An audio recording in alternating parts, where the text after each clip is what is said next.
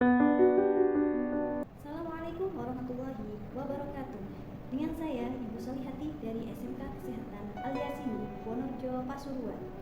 Seiring dengan perkembangan pembelajaran dalam dunia pendidikan, maka sebagai seorang pendidik kita dituntut untuk bisa mengajar sesuai dengan karakter peserta didik.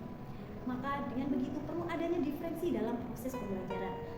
Berikut kita simak modul pembelajaran diferensiasi dengan mengkolaborasikan dua mata pelajaran, yakni mata pelajaran Spreadsheet dan English Course.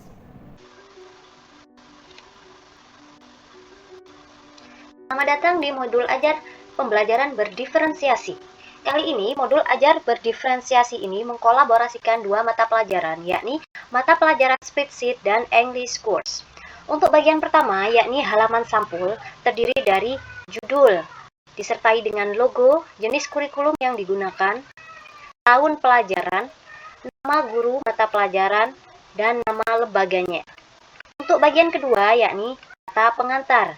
Di dalam kata pengantar ini memuat tentang ucapan puji syukur atas terselesaikannya modul ajar, disertai dengan tanggal penulisan serta nama penulis. Untuk bagian ketiga, yakni daftar isi. Di dalam daftar isi ini memuat tentang judul, subjudul, serta nomor halaman. Bagiannya yakni bagian inti, modul ajar.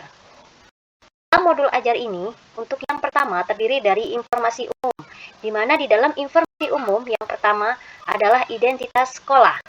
Identitas sekolah ini memuat nama lembaga atau institusi, kelas atau fase, elemen, materi inti, serta alokasi waktu. Kemudian bagian yang kedua yakni kompetensi awal. Di dalam kompetensi awal ini memuat tentang syarat yang dijadikan tolok ukur untuk memulai pembelajaran ini. Bagian ketiga yakni profil pelajar Pancasila, berisi tentang elemen pelajar Pancasila yang akan dikembangkan dalam proses pembelajaran. Bagian yang keempat yakni sarana dan prasarana. Dalam bagian ini memuat tentang sarana apa saja yang digunakan untuk mendukung pembelajaran serta prasarana yang digunakan. Bagian yang kelima yakni target peserta didik, di mana dalam bagian ini memuat tentang target pencapaian yang akan dicapai oleh peserta didik ketika telah selesai atau tuntas mempelajari materi tersebut. Bagian yang keenam yakni model pembelajaran. Di dalam model pembelajaran ini memuat tentang pendekatan pembelajaran, model pembelajaran yang dipakai, serta metode dalam proses pembelajaran. Untuk yang kedua, yakni kompetensi inti. Di dalam kompetensi inti ini terdiri dari 1. Capaian pembelajaran. Capaian pembelajaran ini telah didasarkan kepada SK nomor 33 tahun 2002 tentang capaian pembelajaran. Bagian yang kedua yakni tujuan pembelajaran. Tujuan pembelajaran ini diturunkan dari capaian pembelajaran. Kemudian dari tujuan pembelajaran ini maka akan diturunkan menjadi ATP serta modul ajar. Bagian yang ketiga yakni pertanyaan pemantik. Pertanyaan ini memuat tentang informasi yang berhubungan dengan materi yang akan dipelajari. Bagian yang keempat yakni pemahaman bermakna, di mana dalam bagian ini bertujuan untuk memberikan informasi manfaat dari materi yang akan dipelajari untuk kehidupan di masyarakat. Serta bagian yang kelima yakni kegiatan pembelajaran. Di dalam kegiatan pembelajaran berdiferensiasi ini ada beberapa subbagian. Subbagian yang pertama yakni kegiatan awal. Di dalam kegiatan awal ini, guru memulai dengan berdoa bersama serta menyapa peserta didik. Kemudian, setelah itu guru akan meningkatkan motivasi siswa dan semangatnya dengan cara yel-yel ataupun game yang menarik.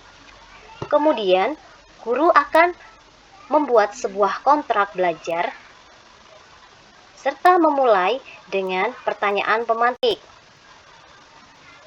Dilanjut dengan kegiatan inti, di mana guru akan memaparkan materi yang akan dipelajari. Dalam hal ini ada dua kolaborasi materi, yakni materi statistika dari mapel Spreadsheet serta materi prosedur teks dari mapel English Course. Setelah guru memaparkan materi, maka siswa diminta untuk melakukan studi pustaka, di mana dalam kegiatan studi pustaka ini, siswa akan dibentuk berkelompok berdasarkan gaya belajar. Pembentukan gaya belajar ini telah dilakukan tes diagnostik sebelumnya. Gaya belajar yang pertama adalah gaya belajar auditori, di mana dalam kelompok auditori ini, guru akan memberikan tugas dalam bentuk audio. Kemudian, kelompok yang kedua yakni gaya belajar visual, di mana dalam kelompok ini guru akan lebih terpusat kepada video dalam memberikan tugas kepada kelompok ini, serta mereka akan mencari informasi dari video serta gambar lainnya. Gaya belajar yang ketiga yakni gaya belajar kinestetik, di mana dalam kelompok ini siswa akan lebih aktif untuk bergerak, baik itu di dalam kelas maupun di luar kelas, sehingga tugas yang diberikan yakni bisa melalui wawancara atau observasi ke kelompok lain atau ke guru lain. Setelah semua kelompok mencari data yang dibutuhkan, maka kelompok tersebut akan mempraktekkan sesuai dengan gaya belajar masing-masing.